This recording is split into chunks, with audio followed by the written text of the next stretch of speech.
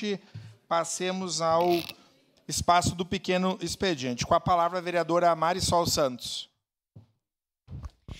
Colegas vereadores, é muito rápido. Eu só queria fazer uma referência antes, quando o vereador Lucas falou sobre a questão do carnaval. Eu acabei não pedindo a parte porque foi solicitado por vários vereadores, mas eu queria só reforçar algo que eu já falei inúmeras vezes aqui. Parabéns à nossa Casa Legislativa toda vez que a gente busca uma aproximação mais real e efetiva com a comunidade. Parabéns à TV Câmara, eu tenho certeza que vai ser incrível essa transmissão. Eu já falei para várias pessoas aqui, eu tenho um pouquinho de experiência em TV, em quase 20 anos.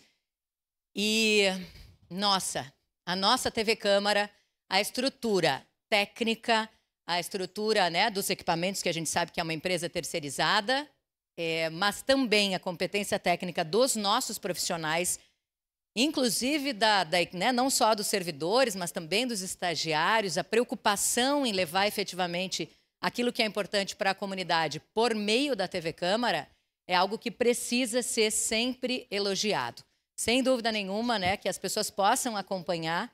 Nós já tivemos momentos áureos em que eventos importantes, como a abertura da Festa da Uva, a escolha da Rainha da Festa da Uva, os desfiles da Festa da Uva, eram transmitidos, e eu lembro bem disso, da gente passar 8, 9 horas, quando nós tínhamos, na época, a TV Com, né, do Grupo RBS, porque a gente sabe que a RBS, obviamente, é um veículo comercial e que tem muitas limitações e que tem outras questões na grade que acaba não conseguindo fazer transmissões de tanto tempo. E agora a gente ter sempre a possibilidade, né, dessa estrutura da TV Câmara, divulgando os nossos eventos dessa forma. Parabéns. Parabéns à mesa diretora por essa definição da transmissão do Carnaval de Caxias do Sul. Parabéns a essa equipe que eu tenho certeza que está planejando, enlouquecendo, fazendo escalas, organizando isso tudo, roteirizando isso tudo. Parabéns. Parabéns. É um espaço para os vereadores, sim, estarem lá, falarem da sua participação, inclusive, né, em relação ao desfile, ao evento, como é, né, na Festa da Uva e em tantos outros, mas mais do que isso.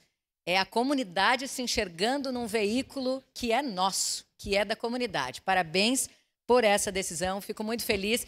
Boa sorte, bom trabalho à nossa equipe da TV Câmara para esse dia que com certeza vai ser muito especial. Obrigada.